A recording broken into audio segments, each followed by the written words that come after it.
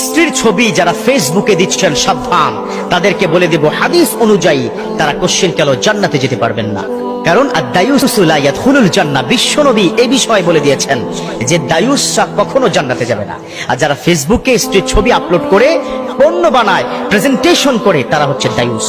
হুজুর কেন বললেন কথাটা?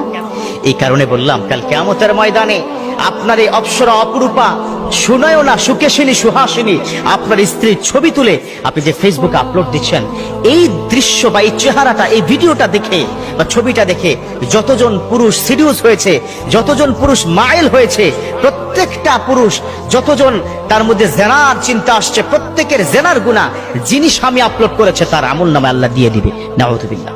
কাল কিয়ামতের ময়দানে রব্বুল আলামিন বলবেন, এই যুবক এদিকে আয়, তোর জীবনে কেন এত জেনা করেছিস? 5 কোটি জেনা করেছিস তুই। ওই স্বামী বলবে, না ও আল্লাহ রাব্বুল আলামিন, আপনার কসম করে বলছি